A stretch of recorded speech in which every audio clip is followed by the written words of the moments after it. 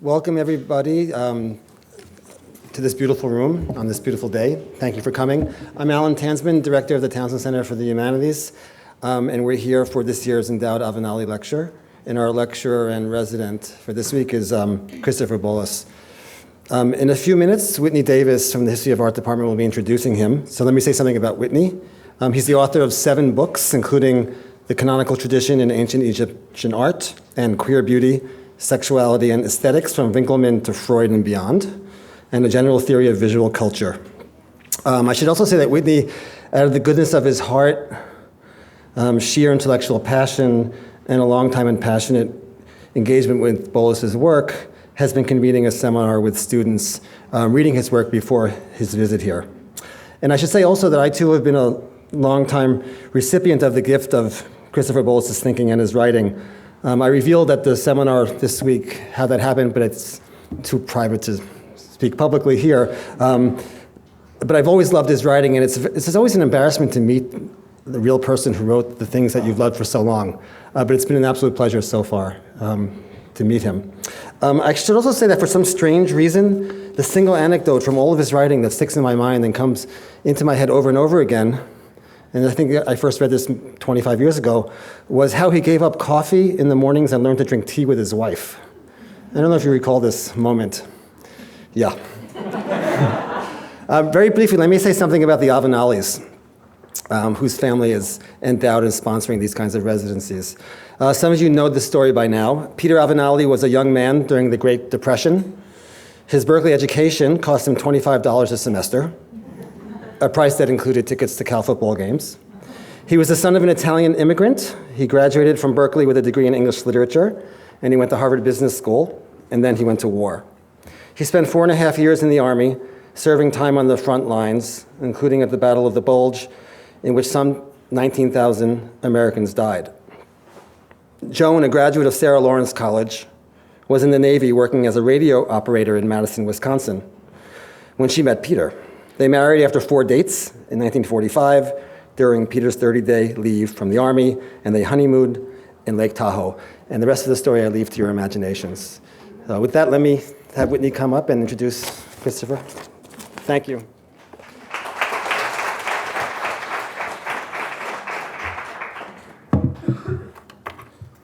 Good evening, everyone. I'm not going to give a long and formal academic introduction tonight. You can read all about Christopher Bollas and his career in publications as a psychoanalyst and author in any number of places, not only good old Wikipedia, but the scholarly and biographical introduction by Arne Jemstedt in the Christopher Bollas Reader, and in Sarah Nettleton's recently published The Metapsychology of Christopher Bollas, which we've been using as a handbook in our advanced seminars and seminars with Christopher. Rather, I want to make a few more personal remarks. It might seem unusual for an art historian to be introducing a psychoanalyst, but on a moment's thought, especially if you know Christopher's work, it's not unusual at all. It's almost inevitable, and maybe it's already happened before elsewhere, I don't know. In my own case, I came to Christopher's work through an interest in Freud's famous archaeological analogies for the strata of the psyche.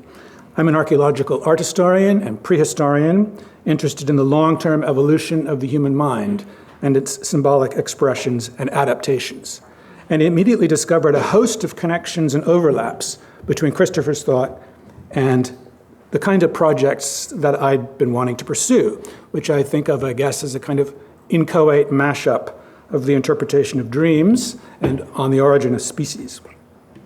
Christopher moves fluidly between the outer object world, with its psychically constructed and partly unconsciously constituted actual material things, like paintings and buildings and texts written and spoken in a public context, and inner object worlds, with special interest in their interface, in what he calls the receptive unconscious, where original traumas in the subject past meet evocative objects in the subject's environment, triggering an elaboration and nucleation of a newly constellated object universe that potentially provides the subject with a new vision of self and world, a transformative form, one might say. as what's essentially an aesthetics in which unconscious work, play, intelligence, and intuition collaborate, sometimes resisting resistance itself, this seemed right to me as a way to think about artworks, not so much as concrete artifacts, though they are, of course, that, but as crystallizations of the manner in which things have affected us, as Kant says, of formative imagination. Of course, for Christopher the analyst, the primary setting for the consolidation of an unconscious transformative aesthetics is the psychoanalysis, where two subjects intersubjectively communicate in finding and making form. And it's often said that what's discovered there can't be replicated in, say, an art historian's work with a painting in a museum. And certainly the literature of psychoanalytic art and literary theory is littered with reconstructions that have attracted severe historical criticism, beginning with Freud's own attempts. But one thing Christopher's work has done for me personally is to help get out of this bind, the seeming inevitability of unconscious aesthetics on the one hand, and its seeming inaccessibility to all but analyst and analysand working together. For if the receptive unconscious is the inner interface of unconscious history, the receptive reader, the receptive beholder, the receptive listener, the receptive flaneur, if that position or attitude can be achieved, is the outer interface.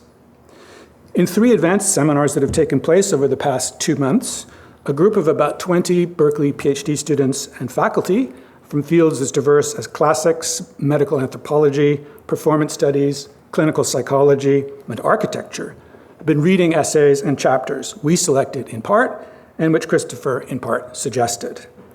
Though I've read a lot of his work over the years, it's been in this context that I've really discovered the full scope of Christopher's endeavor, providing many points of entry for many kinds of readers. And despite the darkness of some of the themes, an endeavor that is optimistic, expectant, and joyful.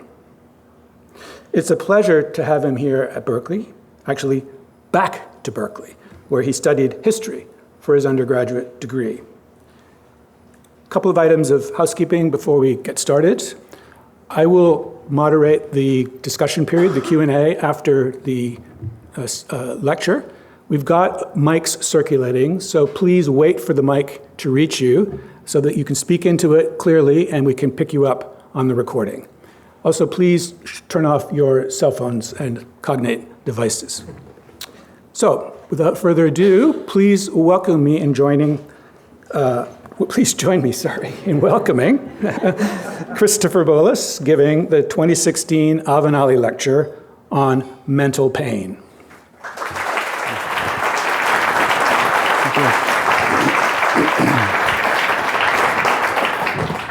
I want to thank Whitney and Alan very much for the introductions and to the Townsend Center for inviting me here, and to the spirits of the Avenali family for this occasion.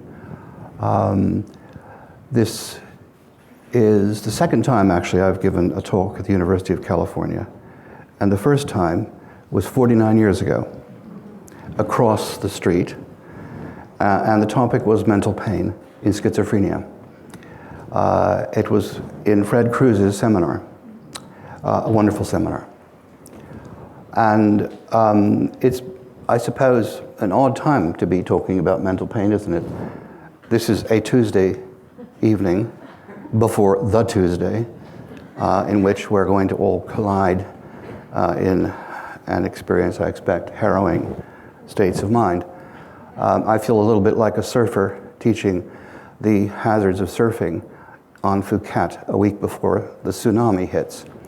That said, I'm going to recall a bit about my talk 49 years ago, because in a way it's relevant to the issue of mental pain, but to the pain, I'm going to try to restrict myself here to the pain that comes with having a mind, because we could speak about all kinds of things that cause us pain, but if we try to stick with the mind, we're on more narrow ground. And I know a little bit more about that, having worked with people whose minds get themselves into difficulty. I hope to read just one thing to you. I'm going to read from Yeats's autobiography, And in the first 10 pages of his autobiography, Yates describes experiences in his childhood where he was hallucinating. There are interesting descriptions.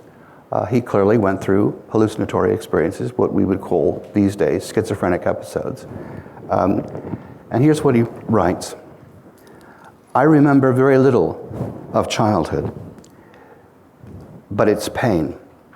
I have grown happier with every year of life, as though gradually conquering something in myself. For certainly my miseries were not made by others, but were a part of my own mind. So, when I gave a talk here long ago, it was about a kid who had written poems. And so the talk was about his poetry.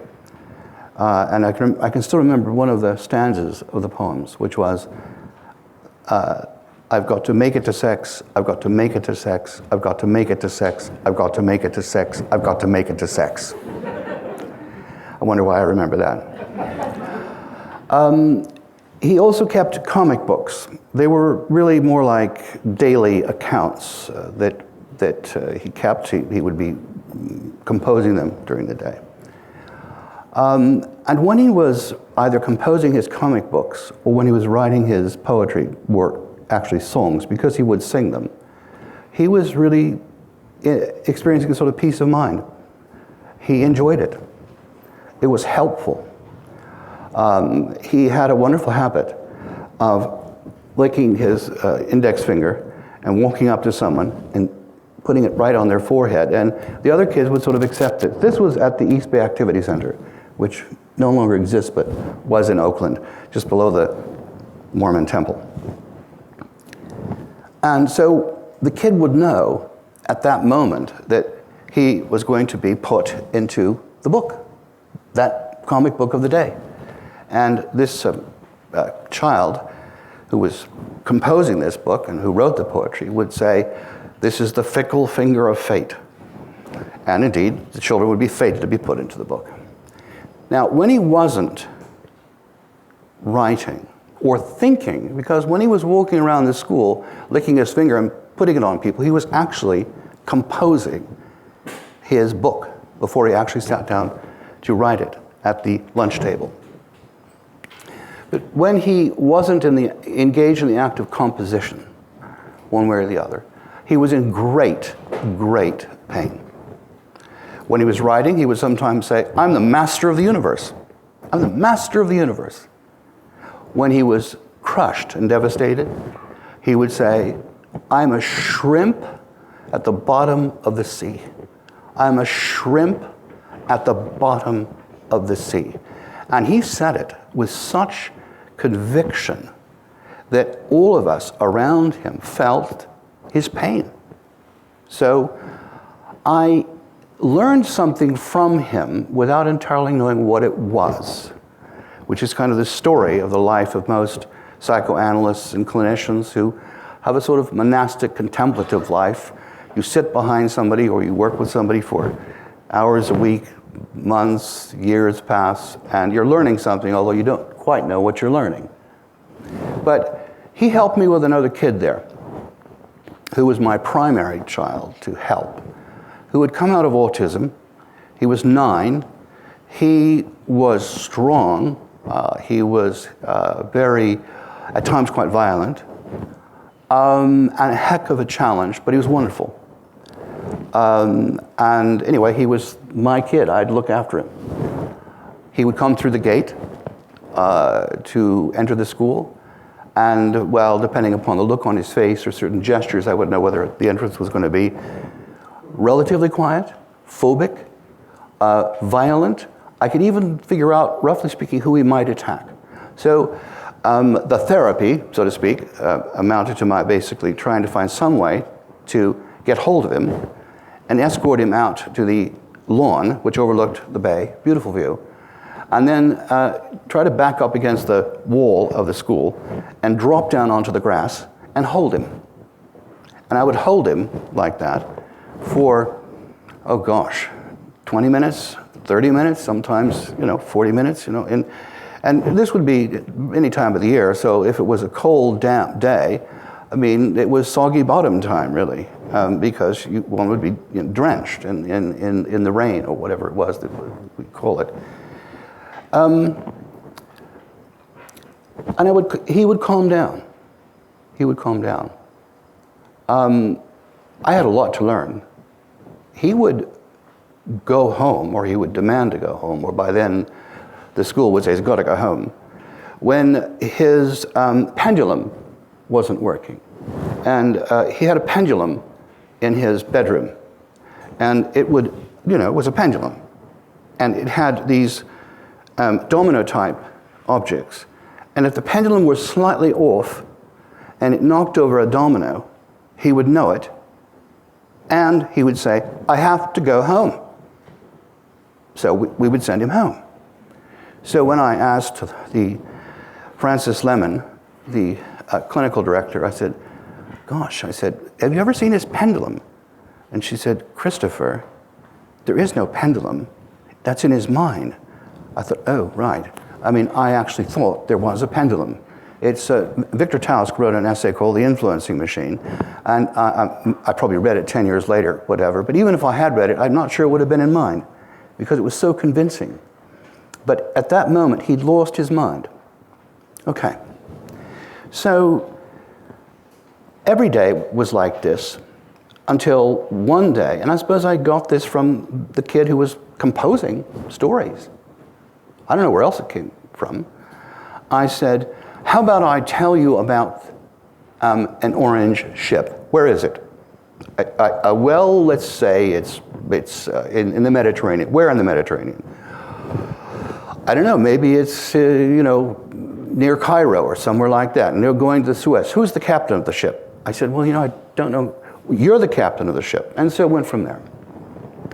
So for the next 6-7 months, he would come through the gate, and we would go out together, sit not on the lawn, thank God, on a bench. But I had to tell him the story about the orange ship. And each time was more or less the same script. Whatever port of call we would visit, we had to meet, according to the wishes of the Department of Education in Oakland, some minimal educational requirement. So I would try to teach him a little bit about the world and so on and so forth, throw in a bit about the Acropolis and so on and so forth. But each time that we would go to visit the land on one of these voyages, and by the way, the crew, of course, were all the other children in the school and the staff. So I would describe something about what was to be learned there in the port of call, and he would say, and so-and-so was eaten by an alligator, and so-and-so was picked up by a giant bird and taken away. And so every time there was a landing, there were horrifying events happening to everyone on the ship. And in my own naive way, perhaps, I said, right, well, that's your story, I'll tell you mine, and I would give him a different version. So then, about that 7 or 8 months of this, every single day, and it would take an hour or an hour and a quarter, he started to laugh. And it was a different kind of laugh. He had a very upsetting laugh before this. It was a laugh that was sort of haunting and disturbing. But this was a laugh. And he said to me, you don't get it, do you? And obviously I didn't. And I said, what? He said, I'm joking. And that was it. We didn't need to talk about the orange ship anymore. He had gone through a stage in his life, in the life of his mind.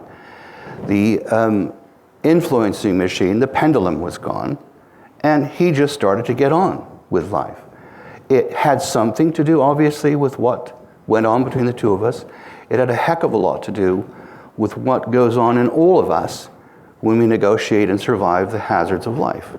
And he just got on with living. So he taught me something.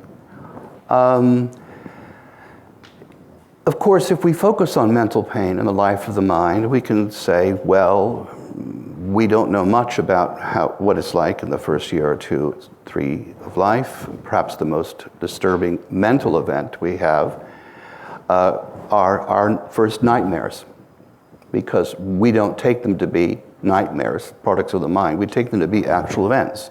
I mean, I can remember when I was about 5, and my second brother was 3, he would wake the whole house up every few nights because there was a tiger in his room, and it was going to kill him. So my father came in one night and opened up the closet door in our bedroom, and there was this huge commotion going on inside the door, and he went bang, bang, bang. He came out and told my brother, Mark, the tiger is dead. Mark slept peacefully after that. And from that moment on, I was scared to death of my father. So, stories can work. They can help us, and we hear a lot of stories when we're children. I mean, the stories, Santa Claus, the Easter Bunny, squirrels talk to trees that talk to stones. There are friendly brooks. The world is animated in a wonderful way, a very reassuring way. It's sort of like a fairy tale to help us transition from being genuine ingenues. I mean, what the heck do we know as 6-month-olds or 9-month-olds, even though we love to study infantile skills and cognitive capabilities and so on and so forth. Really, we are not very bright in the beginning. We don't really know very much at all. And so it's a long, long time before we can, quote unquote, think properly. So we have wonderful stories are told to us that help us, because we're going to have to go through some pretty difficult transitions. And I think the concept of psychodevelopment is very interesting. It's true, there is psychodevelopment. We do develop biologically and psychologically and neurologically, for sure. But in our need perhaps to gloss over the hazards of life, the complexities of it, we're inclined to sort of not attend to those moments ordinary moments in childhood, which are just very disturbing, in which it can be said we sort of have breakdowns. I mean, a child who has a nightmare is having a sort of breakdown. I mean, that's sort of what it is. He recovers, or she recovers, through maternal or paternal narrative or interventions. The parents are constantly helping children to recover from very disturbing events. If you even try to say to yourself, well, we're in a family, we've all been in families, right? We take it for granted we know what that is. I don't really think we know what a family is, actually. In the 60s and 70s, Mnuchin and other brave family therapists believed they could assemble a group of folks in a room, families, and get them to talk to each other and sort out through family therapy, family conflict. But after a while, they were so overwhelmed, as you know, they needed to have two-way mirrors in which they would disappear, go back in, have a chat with 3 or 4 colleagues to try to figure out what to do next. Because the conflicts inside the family were such that after a while, a group of 5 or 6 people in the same group called a family, you wouldn't have ever thought they knew each other. You would have thought they never had met each other. But in a way, there are certain things that you can't think. You know, if you've gone and you've seen Mahler's Second Symphony, and you come out of it and someone says, well, tell me about it. What was it like? I can't tell you what it was like. And I can't tell you what my family was like. So there are certain things in life that are unthinkable because we can't think them, not consciously. However, we have assimilated them, we have integrated them into some internal unconscious matrix that is there. Now, when my brother and I get together, having been in the same family, we can talk about it. And so it's in him, it's in me, and so we can share that together because we've been through it together, although experienced it separately and differently, of course, but still, we have a sort of inkling of this. So families are sort of unthinkable phenomena, Yet the predicate of the family is it set us up for life. And off we go to school, and we think we know where we're going. We go to kindergarten, and guess what? It's perhaps our first experience of group life, a group that's not our family.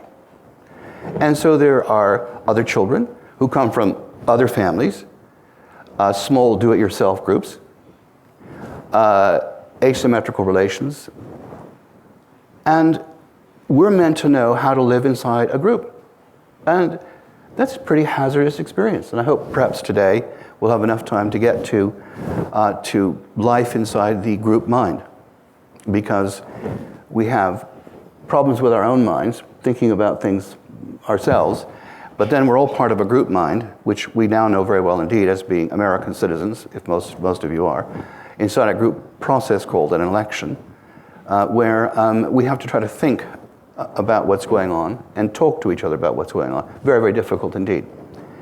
But when you go off to school, the complexities of school life, the fact that children can be suddenly very cruel, friendships can terminate at a moment's notice, there's a labile nature to this that we're somehow meant to be able to deal with. It's very, very painful. Now, those of you who are parents who've had children, you know what it's like when your 6-year-old son or daughter comes home, heartbroken, telling you that this friend or that friend or someone has done or said a terrible thing. And they're shocked. And there's a certain kind of look on their face that I'll be talking about in the course of today's lecture, or an attempt at a lecture. There's a look of bewilderment on the child's face. Just bewilderment. They can't think about it. They don't know what's happened. So you then start becoming a sort of psychologist of sorts. You know, you're trying to help them understand how people, quote unquote, change their minds. How don't take it too seriously.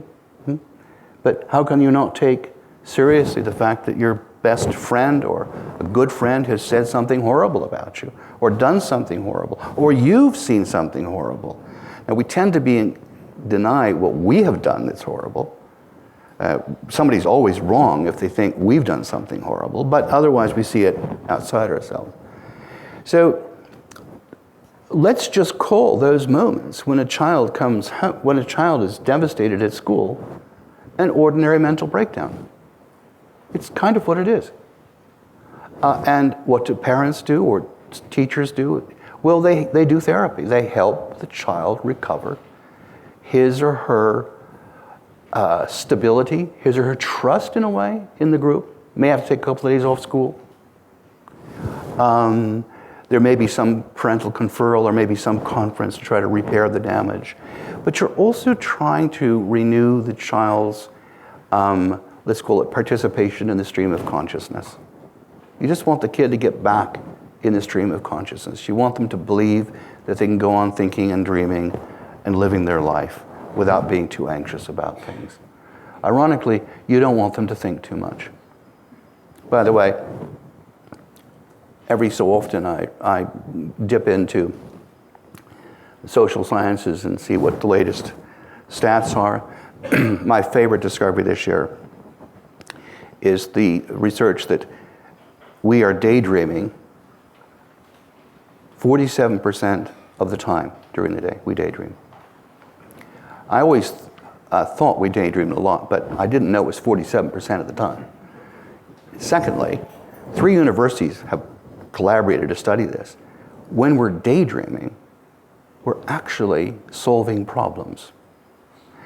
And students at university, given very complex mathematical problems that that were hard to figure out, that had to do with series, numbers, only 1 out of 10 students was able to solve it in the class consciously.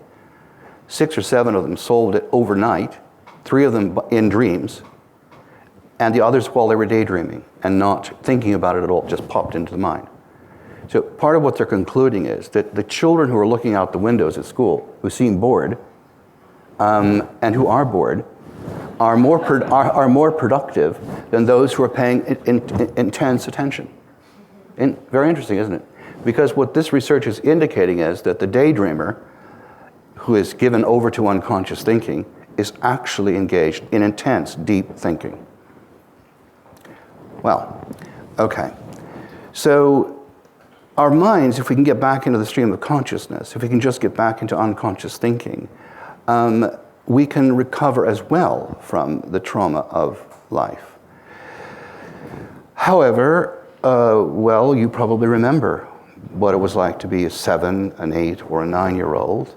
I think it's round about then that we realize that although in the previous eras of our life, ages 3 or 4 or 5, we could turn to mom and dad, maybe talk about this, that, or the other thing, get some help, right? 5 or 6, maybe to a teacher or others, and they would help us with whatever was bothering us in world of thoughts and feelings. But then we start to have pretty upsetting thoughts all by ourselves. First, sexual stirrings will produce ideas. Certain aggressive thoughts will come to mind.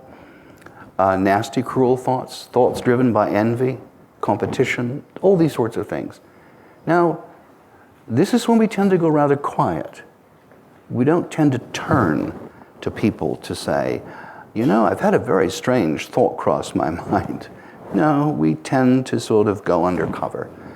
In a way, it's the beginning of a type of solitude in which we turn to our mind as a type of companion. Now, my own view is the mind has all along been a kind of companion. I think of it as a sort of a muse. I think, for example, I've often thought of reading Boethius' The Consolation of Philosophy. I mean, I think for him, the muse is rather like the mother holding him in the months before he's to go to his execution. But we all have this muse, if by that we understand this to be the origins of mind itself, which comes as a result of that collaboration between the mother, the father, and others, and our infant self, because mothers are constantly holding us both literally, figuratively, psychically. They set limits, they soothe us, they calm us, they translate us.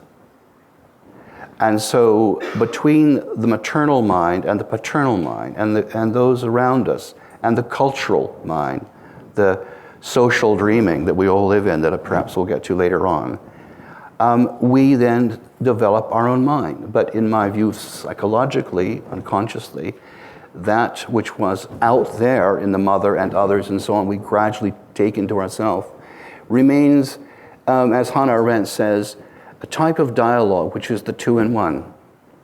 For Arendt, the mind is 2-in-1. So we have a relation to our own mind, and we'll turn to it at times to say, well, what do I think about this? Whatever. Sometimes we're asked what we think. Well, what do you think? What's on your mind? And consciousness might come up with something. But in fact, much of what we're thinking, of course, we're thinking unconsciously. Much of what we know unconsciously. So there's a very complex relationship going on here, an intrasubjective relationship. I know intersubjectivity is very important, but not more important in my view than intrasubjectivity. What sort of relation do we have to our mind? What kind of conversations do we have with ourselves? It's an interesting world, and I think it's interesting literature, although it's a failed literature, whether it's Georges Bataille's inner experience, whether it's Vygotsky's literature. Whomever is really trying to get to the conversations that we have with ourselves, I haven't read yet an account of it which gets close to what it really feels like for myself and I think for others. So there's a certain kind of inevitable solitude here, isn't there, to the intersubjective relation. Now, by the early part of adolescence, we've only just, let's say, understood what childhood is. I mean, we're, in 5th or 6th grade, we're feeling pretty good. I felt pretty good. I liked kickball, dodgeball, tetherball. I mean, I liked the fact that girls and boys liked each other and, were kind of like, sexuality was just not a big deal. And it was nice, in my view, that it wasn't such a big deal. And so I had lots of girlfriends, as in girlfriends, and boyfriends, and it was really quite nice, quite decent. There were problems, but it was a lot of fun. Then, my God, along comes sexuality, the biology, and we are just not prepared for this at all, not prepared for it at all. And so it's an extremely disturbing event. In fact, it's a form of annihilation. I mean, it's a kind of annihilation. We want to think life is progressive, that each stage makes some kind of sense. We have all sorts of narratives meant to help us to sort of see where we are in the evolution of ourselves. So this is all meant to be rather good. And in fact, in some ways, it's extraordinarily wonderful. But then again, we're beginning to have all kinds of thoughts at an incredible pace that we certainly don't want others to know about. We don't even know really what we think about them. And probably the easiest thing adolescents can say to one another and be absolutely spot on about this, oh, you're two-faced. Right. To be a hypocrite is to be an adolescent. You have to be. It's kind of the beginnings of the false self. You've really got to fake it.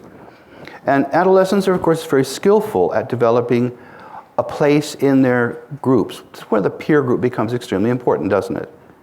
Being part of a group, a consensual behavioral pattern, and so on and so forth. Now, I've worked, all of the so-called mental illnesses, the major ones, begin in adolescence. Whether it's the anorectic's decision to say, you know what, you can all go forward, become adults, I'm out, I'm back to childhood. So they're on strike. And they're pretty intelligent. It's a very intelligent strategy, and it tends to work. Other kids have more disturbed experiences. Those who have manic depressive episodes have a very serious problem with their mind. Those who are schizophrenic have serious problems with their minds. There are far more transient psychotic episodes in adolescence than we're in the least bit prepared to discuss. There are ordinary phenomena in adolescence which we think are wonderful, like the tendency of adolescents to idealize things. We think of idealization as just great, right? We do. But in Great Britain, idealization, maybe it's to do with the weather, idealization is viewed as a sort of psychotic state of mind. So it's not unusual. I mean, in Britain, folks would look at the youngsters going off to ISIS as just rather typical psychotic adolescence. Idealizing, the dudes out there in Syria or whatever. Adolescents will do something like that because they're kind of out of their minds. They're idealizing. So some kids will idealize the Peace Corps or Habitat for Humanity and go off and do what are great things. And others will go up and pick up a gun and kill people. But they're still idealizing. Okay? Adolescents are, kind of nuts. Now, I'm going to tell you about what I've learned from those adolescents who are having breakdowns. I'm going to talk, first about a schizophrenic kid. He's one of the few I can talk to you about. I get a call from the parent. This is typical. 16-year-old kid. Describing the fact that his son was pulled out of a baseball game and has been staring out the window blankly, and would I please see the kid? Sure. Now, kid comes see me, and he has that look on his face that I told you about with the kid who can't believe what's happened. All people who are having breakdowns, whether they're psychotic breakdowns or non-psychotic breakdowns, have that look of utter bewilderment on their face. I'll come back to that in a minute, but I mention that to you because It's the first visual indication of a person being in really deep trouble. That is breakdown. That is the first indication of it. And guess what? You see it. You see it before your very eyes. Well, although we tend to negate it, it's there. So he went into the wind-up for a pitch. He was a relief pitcher. He went into the wind-up. And as he was about ready to deliver the ball, he looked over his left shoulder, and the batter and the strike zone were 50 feet behind where they should have been. And they were very small. And he threw the ball, and it went over the batting cage. So he was disturbed, and he went back to the mound, went into another wind-up. Same thing happened. They got small, they disappeared, and he threw the ball over the batting cage again. Coach comes out, begins to talk to him about what went wrong, and he can see that clearly the kid is distressed. He takes him off the mound. And so we're talking about this, and I said, gee, how's your team doing? One of the things you learn is you cannot ask abstract questions to somebody who's had a breakdown. You don't say, how are you feeling? No. You try to stick to the concrete and to the particular. So how was your team doing? Do you remember the score? Yeah, we were way behind. I'm not going to go into all the details. It would simply take too long. But by going into the details of the situation, by going back in time, bearing in mind this is a person who's in shock, because what happens in the schizophrenic moment is you experience a radical split in the self. So the notions that schizophrenia does not have to do with a split in the self, that's not true. It is actually a split in the self. The first moment in the schizophrenic experience is profound state of shock and being outside yourself, usually watching yourself from a distance. Okay. So there's a radical dissociation. And when I asked him about where he was and what was happening, you have to go back into the everyday. You're taking a history, going to try to find out what happened. He said that just before he went into the wind-up, he heard someone laughing in the stands. And I said, right, laughing. Now, he wasn't saying who was laughing. So I said, somebody, you could hear somebody laugh? Yeah. So, you know who that was? Yeah. So, who was laughing? And he named a girl. I said, wow, oh, geez, she laughed. You know her? Sort of. Which, to make a longer account shorter, this was the girl he was in love with. But she didn't know it because he hadn't had the courage to tell her that he was in love with her. But she'd laughed. And that was enough to take him out of himself. That was so shocking, he couldn't recover. And he had a transient psychotic episode. This is the first stage of the schizophrenic process. I mention process because it takes several stages, and if you catch it in the beginning and you can find out how it started, if you can do the history, you first learn why the person dissociated. They then learn why they split and dissociated. So they learn something. You learn something. That's important. But also you get them back into the position where they can speak as an I. I did this. I did that. I thought this. I thought that. Getting them back into the narrative function of speaking of the I, rather than vacating the position of the I, it's extremely important. Okay. In addition to that, I do what I'm sure you would all do.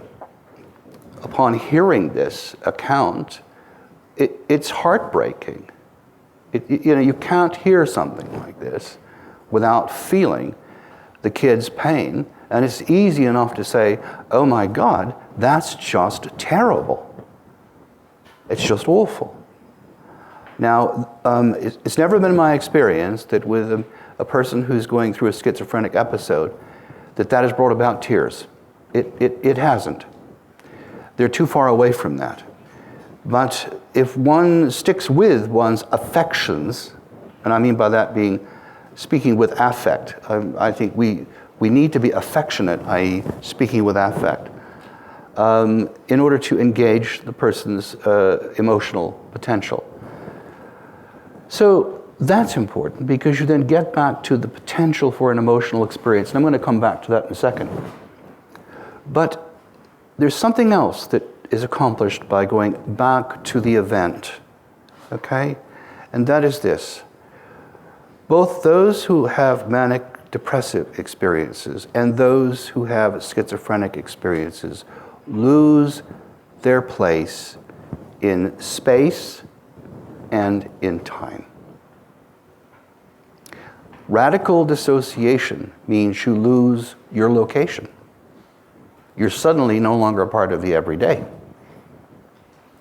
So many times, the next stages will be, at some point, the schizophrenic, the person who will become schizophrenic is going to have to invent a space and a time.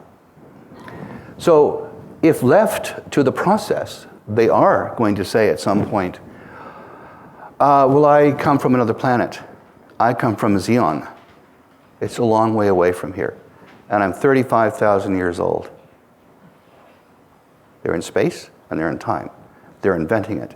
It's got nothing to do with the world around them. And that's the whole point. That they can control. That they can live in.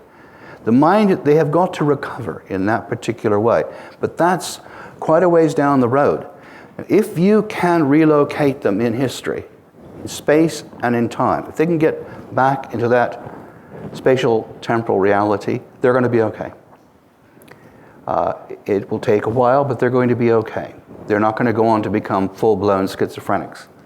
Now, this is accomplished by talking to them every day. You may have to talk to them for 2 hours or 3 hours, which is not very long given the stakes that are at play here. There is also a period, they do want to get back into the everyday. And there's an awful lot to be said for getting back into the everyday. For Freud, the everyday was the daily residue. But it's the stuff of life. The everyday is the day of lived experience. It's the day of nourishment. It's the day of food for thought. It's where we're nourished by experience. We're nourished by things we see. We've got to get back there to be nourished. So, but there's a problem here because, as you can imagine, they feel terrified now by their mind. They've had a terrifying experience. They don't trust their mind anymore. And you can understand why they don't trust their mind. But they're youngsters. So one of the ways you can help them is to say, hey, look, hey, you were a relief pitcher. You were going in there, your team was down 13-0. You've lost every game in the year. I mean, come on. And then you hear somebody you love laughing. I mean, you know what? You did something that meant you had to get out of the game, right? You threw the ball over the batting cage. It's kind of smart. That's kind of an intelligent thing to do. You got out of there. I mean, you got out of there, right? You got out of there, right? That's a pretty smart thing to do. It's a pretty smart thing to do. And actually, most of what schizophrenic kids do like that, there's an intelligence there. And if you help them to see that it was a form of intelligence, then they get a better feeling for their own mind, their own mental process. Yes, indeed. I guess being crazy is a way to escape unbearable mental pain. Okay? But there's a period then of some mourning, because if you've lost your mind for a while, there is this feeling of abandonment. And so you remember when I said that there's this kind of stare on the kid's face? They have been abandoned.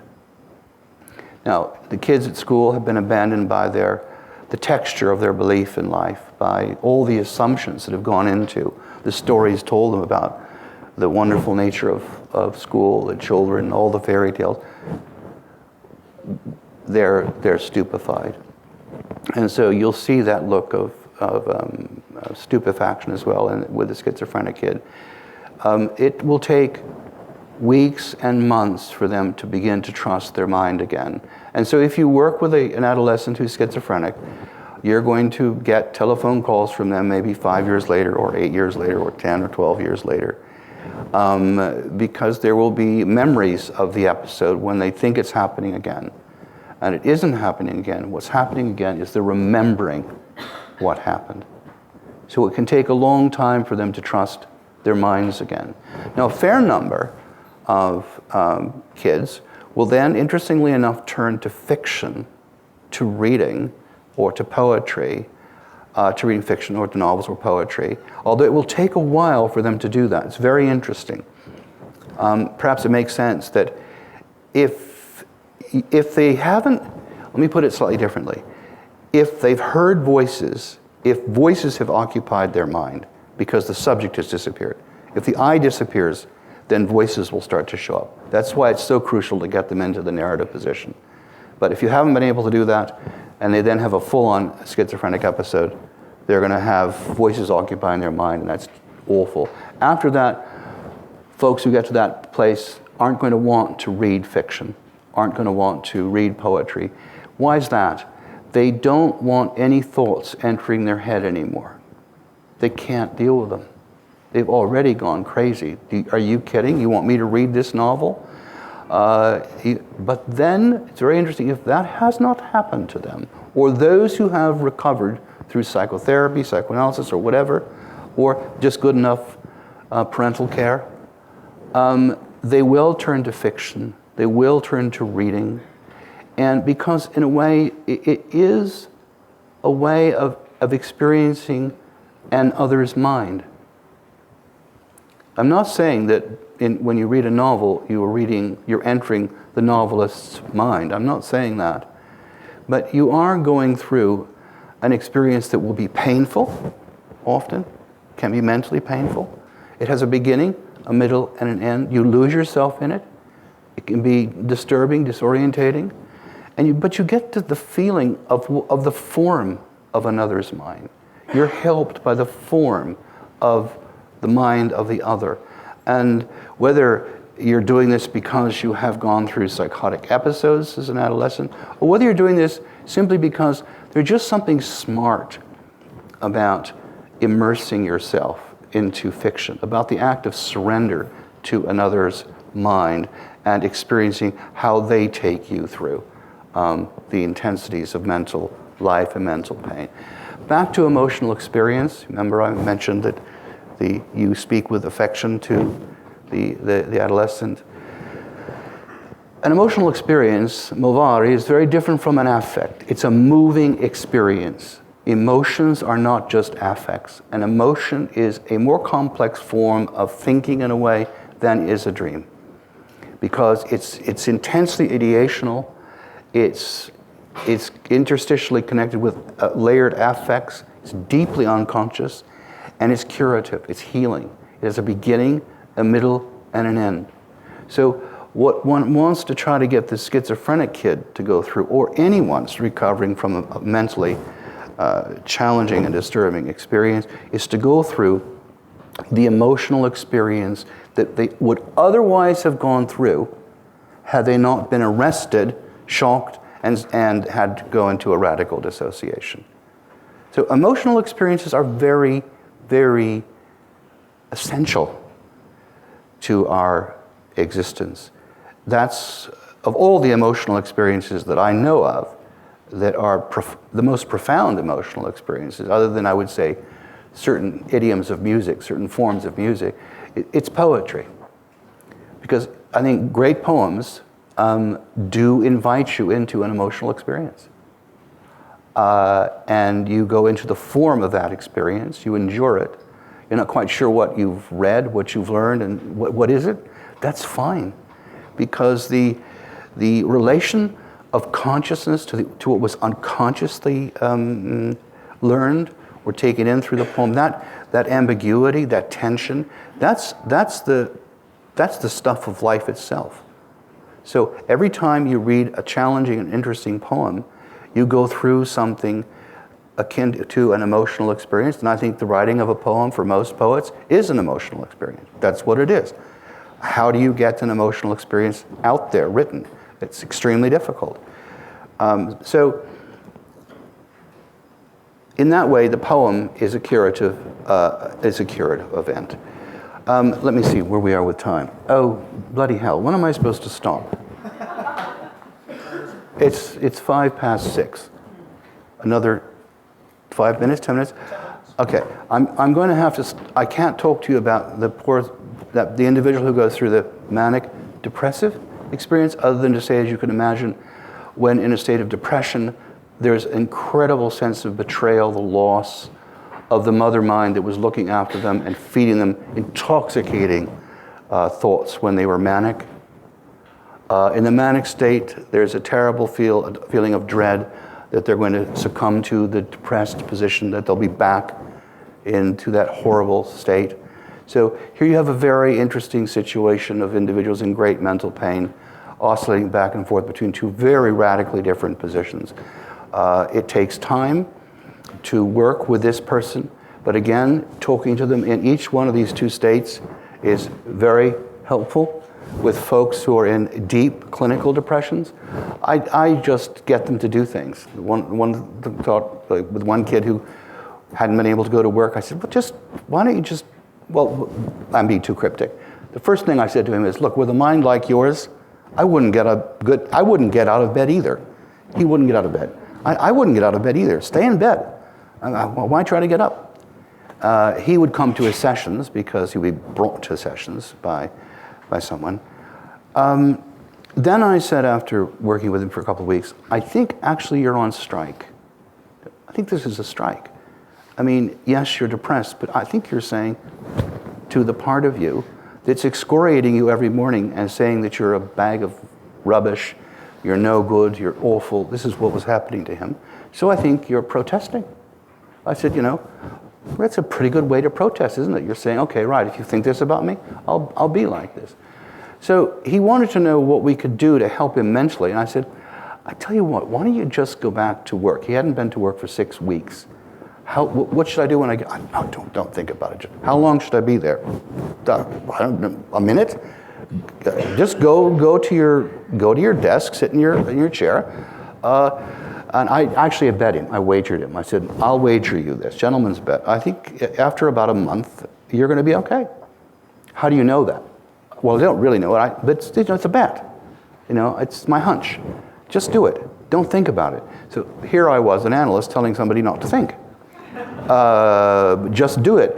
I realized this, or I came up with it, not consciously, because after working with him, I did something I hadn't done with any other of my patients. I found it so upsetting. I would walk him to the limousine and put him in the car, because when I first saw him in the waiting room, it was like seeing a 4-year-old child. He was 20, but it was like seeing a 4-year-old who was he was trying to smile, but the smile was turning down, so it was utter helplessness. So, I took him into care, took him down to the car. Then I would walk back, not to my consulting room or back into the house. I'd go for a walk in my garden, which I'd never done before. And I had a basketball court back there, and sometimes I'd shoot a basket or two. Then I'd go back in the house, wait for my next patient.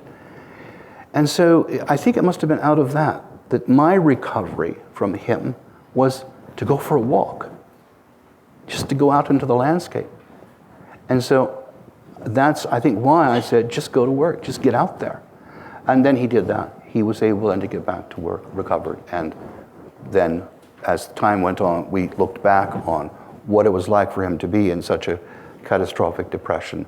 And, well, that's a very long account, and so on and so forth.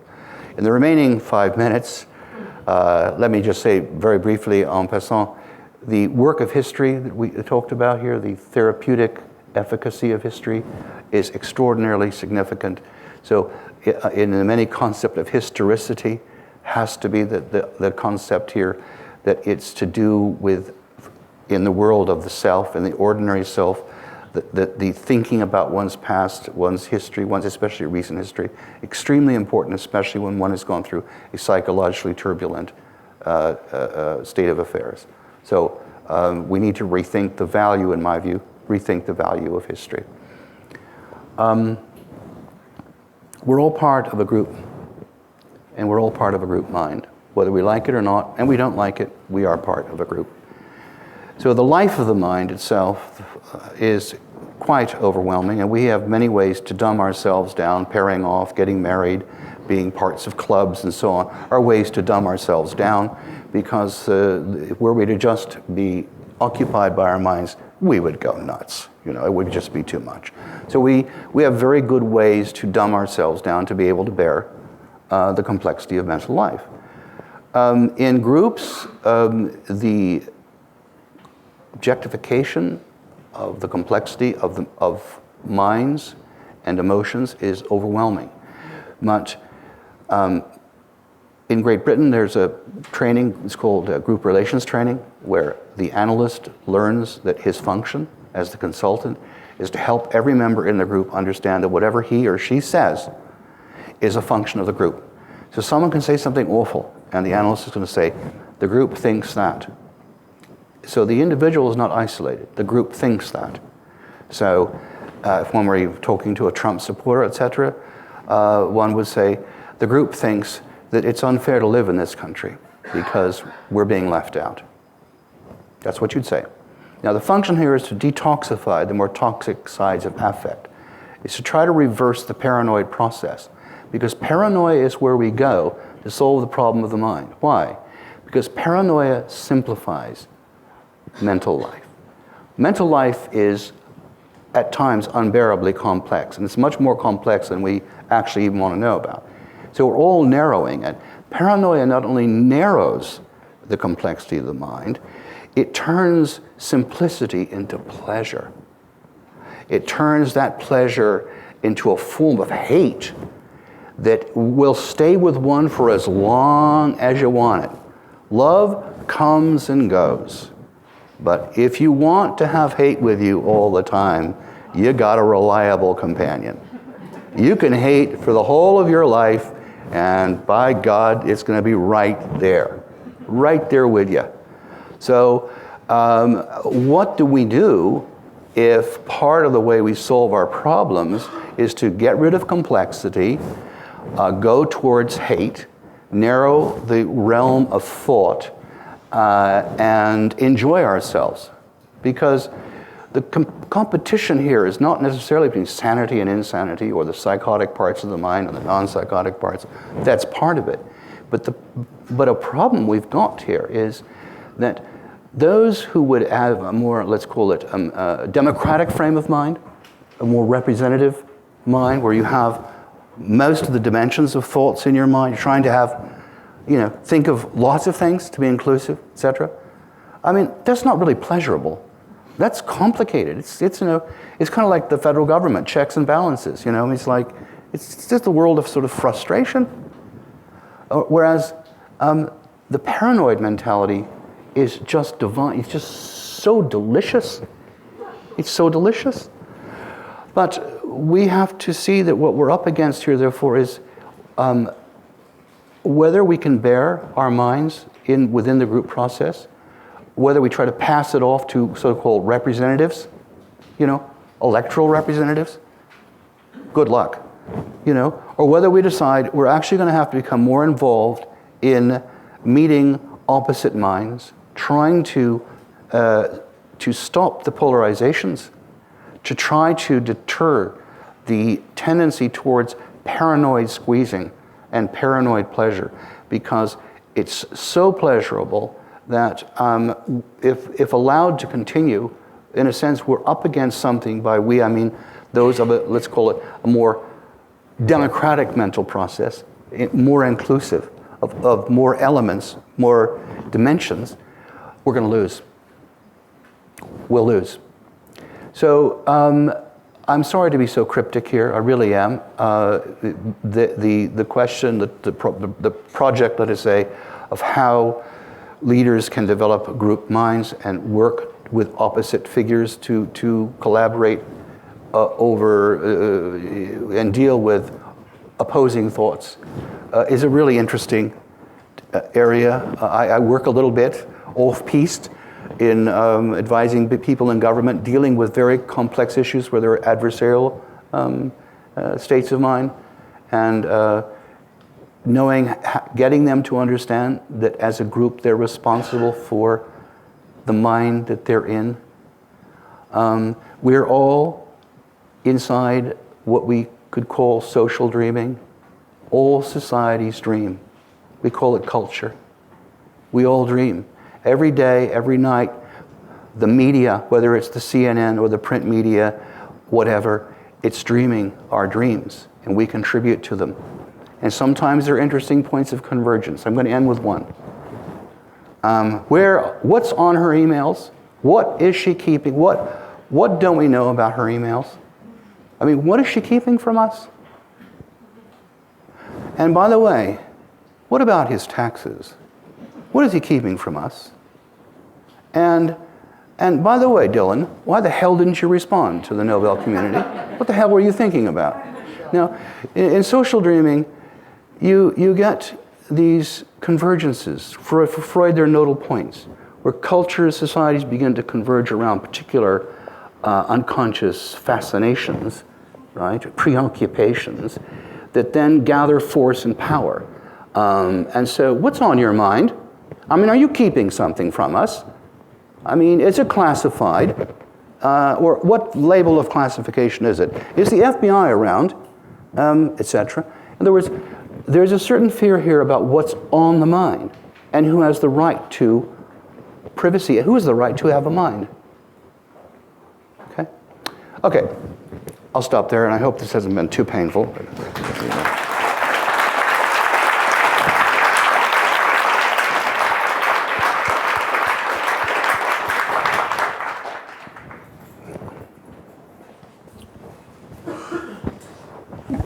Are the roving mics set up, ready to go? Good, thank you.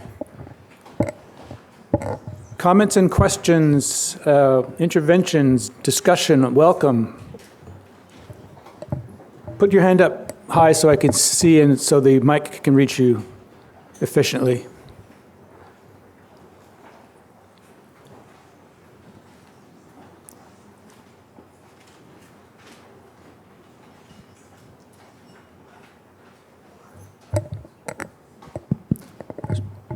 Question over there? Yes. Here? Yep. You mentioned the importance of sorry, his... I can't see you. Could you raise your hand? Or... Oh, sure. I'll get up, Oh, thank you. in fact. You mentioned the importance of historicity, and if I assume that means the personal psychic history of the individual person, of the patient. This has gotten a lot of bad press from time to time, and people can get stuck in it. And I'm wondering how you handle that, or if you see that as a danger.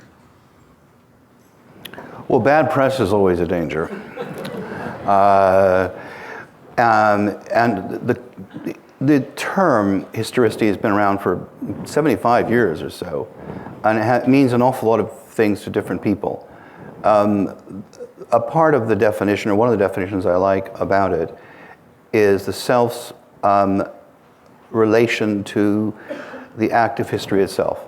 That is, a type of intimacy in relation to the act of history, to the narrative that's history. So historicity there is a kind of commitment. It's a type of relationship. That is certainly not the province only of the historian by a long shot. In an essay I wrote called The Functions of History, I distinguish between the past and history. The past is dumb, dead, meaningless, gone. History, narrative, is enlivening. There's something about history that's intrinsically on the side of the life instincts. So the act of history is an extraordinarily critical part of our recovery from the past. And of course, I'm not saying that every work of history is efficacious in itself. I mean, there are lots of different narratives I don't agree with. But the act itself, the effort itself is extremely important. Mentally important. Yes. Down in the front.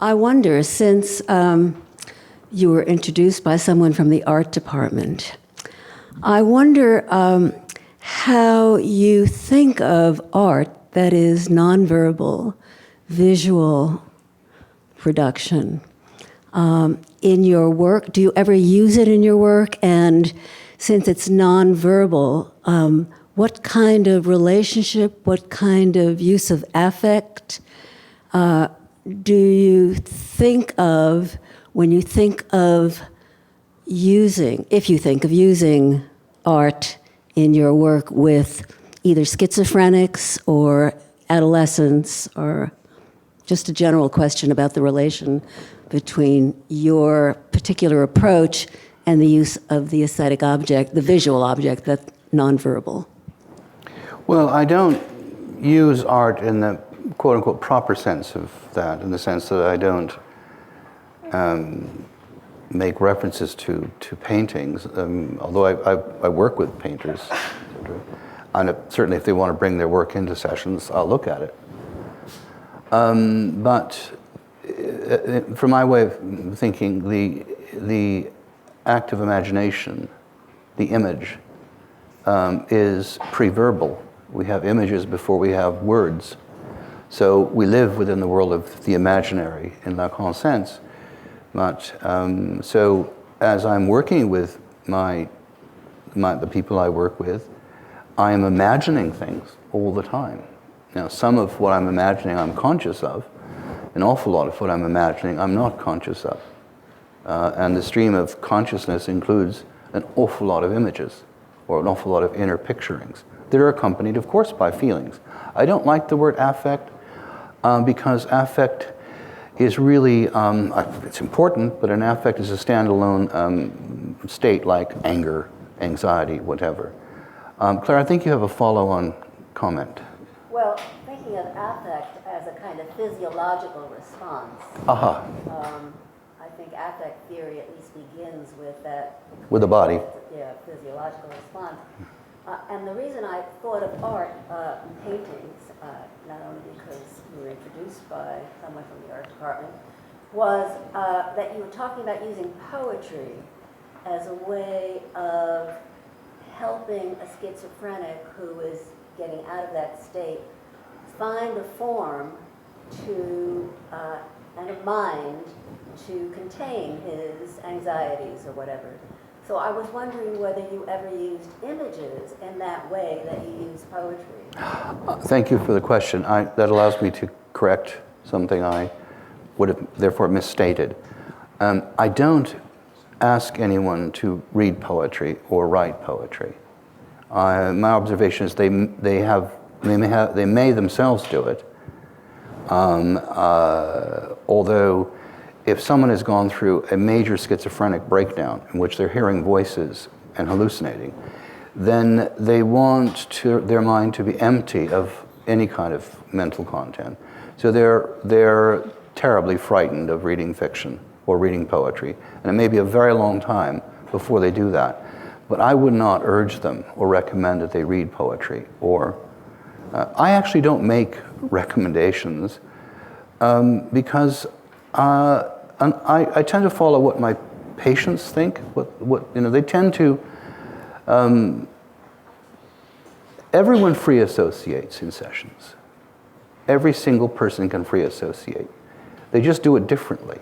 And my own understanding of unconscious thinking is people ask questions, explicit or implicit, at the beginning of a session, and they proceed to answer them. So my job is to just listen to the answers they come up with to the questions that they pose. That's my job. And other than that, I don't have any real ambitions. And so, but to go back in a way to the heart of what you're saying, an awful lot of the work of psychoanalysis, psychotherapy, or relations is pre-verbal. It is to do with very early forms of knowledge, which I call the unthought known, and which is going to be expressed through emotions, it's going to be expressed through images, it'll be expressed through affinities, it'll be expressed through, in a sense, certain kinds of sensory perceptions of one another that are somatic perceptions of one another, or somatoform perceptions.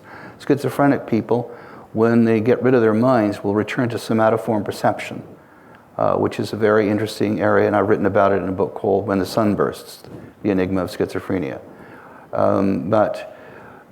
Yes, we know an awful lot, and we perceive an awful lot that really it's there before language itself is a form of thinking.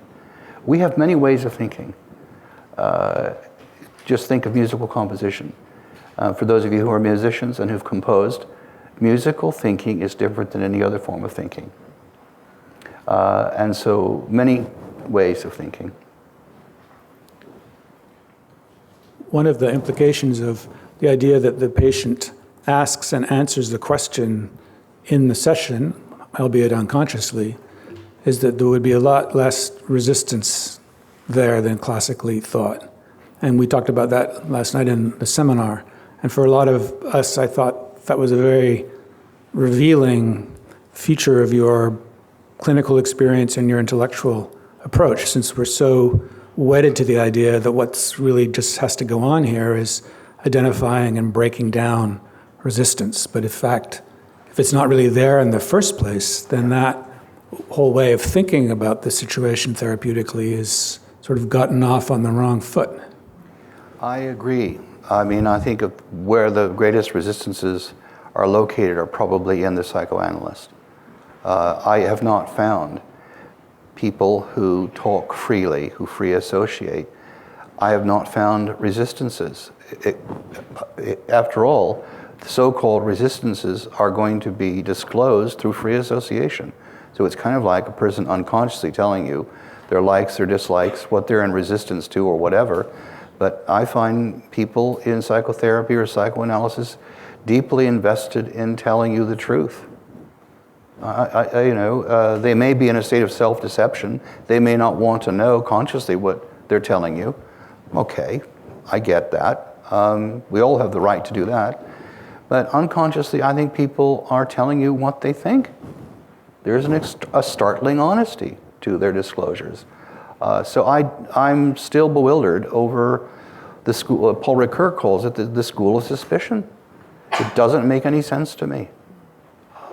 People are profoundly cooperative with people who are prepared to listen to them, whether that person listening is called a psychoanalyst or just a very good friend. They're going to really tell you what they're thinking, especially if they don't know what they're telling you. Because consciousness in a way, self-awareness in a way, is a kind of form of incarceration.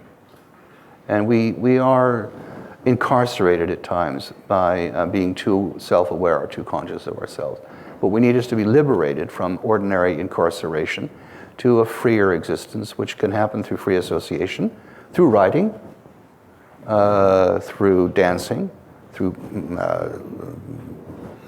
creating music, for going for walks, through all sorts of things that are liberated activities.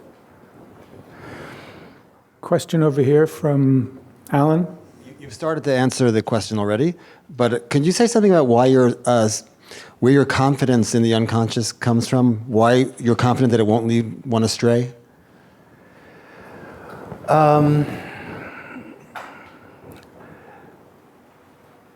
It takes time, I think, to trust one's unconscious as a sort of guide. I expect there's a phylogenetic reason for this. In other words, it may very well have to do with survival. In other words, the perception of the world, the organization of the perception, the patterning of the perception so that we can act in reality. It's probably vital to our survival. So it's, I think, it goes way back, tens of thousands of years. I think also there's something about, let's call it encountering difficulties in life and negotiating them, such that the way that you go into the problem and come out of it, if you're reflective, and your mind keeps supplying you with new thoughts, new ideas, and you're nourished by it. Intrasubjective life, it's just about the most important thing we have. The relation to our own self is just about the most important thing we have. Now, of course, there are times when we lose our minds, or we don't know what we think, and that's pretty awful.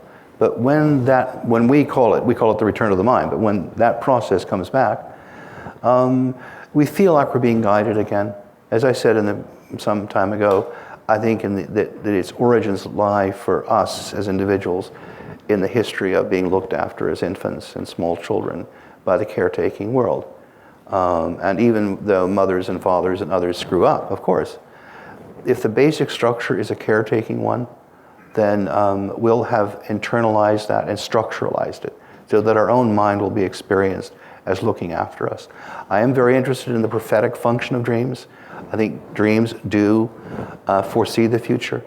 And so I think we need to have a look again at the way our dreams are ways of looking into the future and advising us, giving us hints about what we could do or might think about not doing, so on and so forth. So there's an awful lot to learn about dreams. Again, we should go back to studying them in that way. There's a question down front, sir. Are you still? Yeah. Could we get the mic?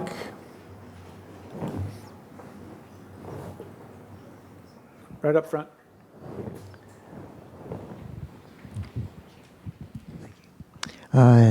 Sorry about I'm apologizing for the question, but it's such a general question, but it came to me out of my unconscious, so I'm going to give it value. I just wanted to ask you, what is the end of analysis? I mean, and that can, I guess, be in several ways. What is the goal, or when is it over? Good question. It's over, in my view, when the patient feels it's over. I mean, there's a pretty easy way to see it when it's over. And it's when the person that you're working with, you can just see they're losing interest in it. You know, they're not bringing their dreams much anymore. They're not invested in the process anymore. And whatever they wanted to get out of it, well, they probably have gotten out of it. And it's time to stop. And the fact that you may like them an awful lot and they may like you an awful lot is not a reason to continue. But if you simply point out, I just think, you're just not as interested in this as you were, and that's a good thing. What's the other end, the goal? What's the goal of psychoanalysis? I don't think there is any one goal. I think each person who comes to it for his or her own reason. My view is that whatever psychoanalysis is, and I'm still not sure I know what it is, I see it as a project more than an accomplishment. So it's a project, it's got a name, and it's the patient's property, it's not my property. So they come to me for whatever it is they think a psychoanalysis is going to be. There is just one method to it that I'm familiar with, comfortable with, and that is I sit and listen. And I tell them, I'm going to be fairly quiet for a fairly long period of time. And that's because I'm listening. And because I don't know anything yet. And when I think I know something, I will tell you. I don't think one should be mysterious about this process. I mean, it's challenging enough at times, You don't have to make it any more mysterious than it would be.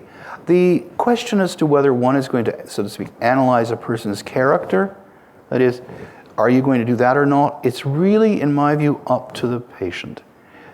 Analysis of character is very different from analysis, let's say, of the internal world or analysis of whatever else is on their minds and so on. Character has to do with the analysts making observations about the impressions of the other upon the self.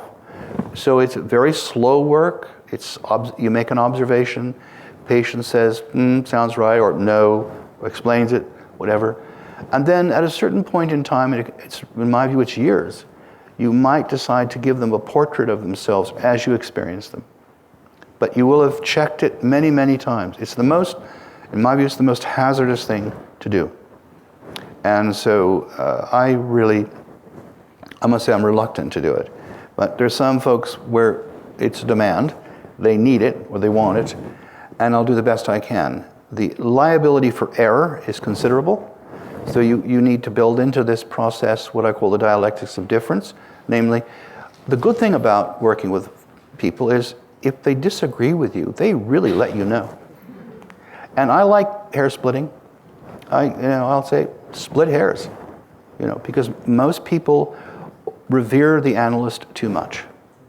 They revere the analyst too much. The transference is a very hazardous situation. And I want them to be critical of me, to correct me. I will correct myself in their presence.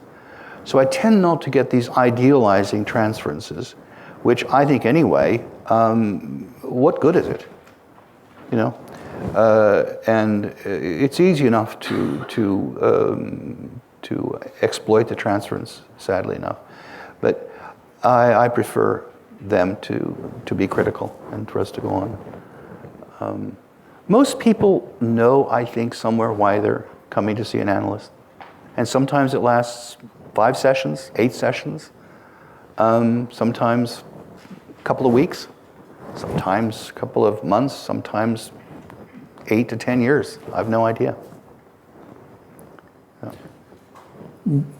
One of the themes in your work is being to be open, receptive to the unconscious, news from the self, that kind of approach.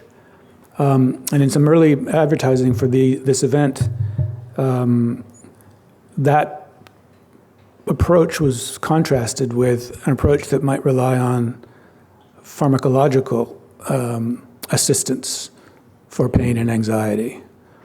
But I'd be curious to hear you say how those two approaches may or may not conflict or complement one another, or is it a case-by-case situation? If I have a headache, I'm going to take aspirin. So I'll take medication to help myself, and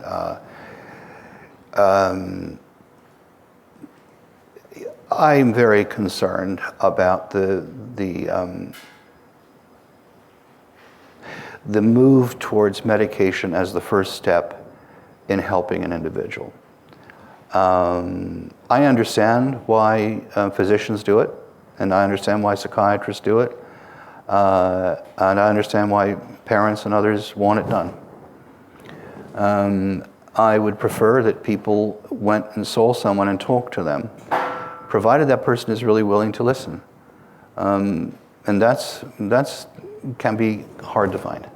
But if they're going to listen and you just get to talk, I think you're going to get better. But we know, there's a very interesting study on Tylenol. Look it up online. Tylenol and empathy, May 26, 2016.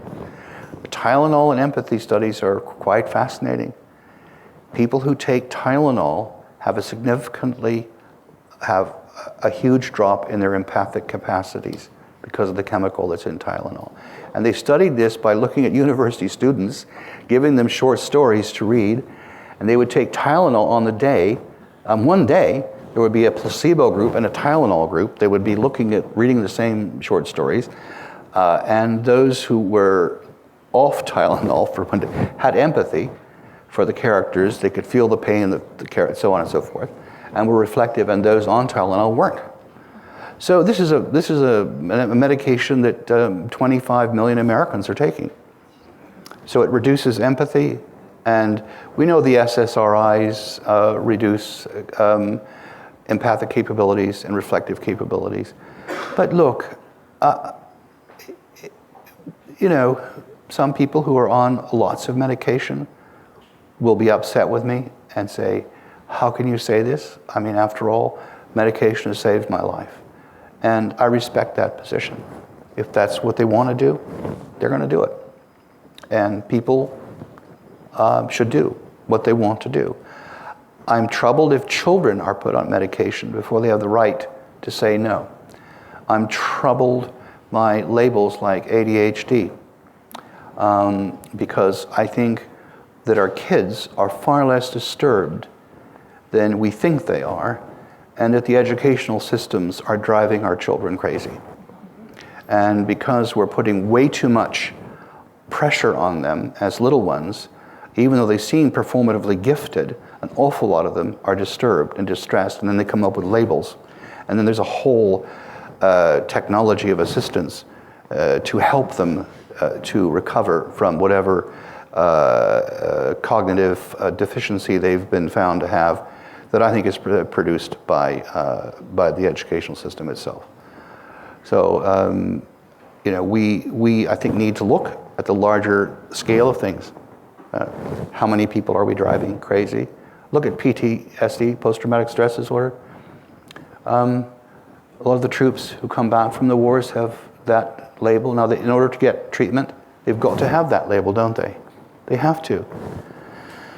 But, gosh, do we really need to give it that label when, because I spend half the year in North Dakota on the prairie, and a lot of the kids go off the farms, they join the military. They're sweet kids, just come out of high school. And, I go to the airport and they come back from Afghanistan or wherever they've been, and their families are waiting for them. And they're changed.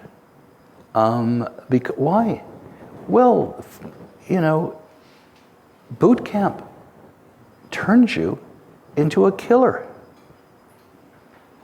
You may never even see combat, but if you do go into a combat zone, it's not just that you've seen people killed. Yes, that's true, you have. But you've also killed people. Now, if you keep doing this and doing it, and folks come back from these war zones, they're going to be shattered in some ways. Not all of them, but most of them are shattered. And we call it PTSD. Why don't we just call it going into the bloody military? That this is what we do when we send people off to war. And this is what we have to expect is going to happen to human beings if you send them off, and the first thing they have to do is to kill off the humane parts of the personality. Kill it off, because if you're empathic, if you think too much, you're a danger to your unit. So we need to continue a kind of political cultural anthropology that consistently deconstructs social delusions and the way that we as societies continue to cover up our own destructive processes. Because most societies, not just in the United States, but most societies have parts of them that are extremely destructive. And so being part of a political party and asking people to represent us is no solution to this. Thank you very much, Christopher. That was very great. Thank you all for coming out. And a round of applause again for the 2016 Avenali Lecture.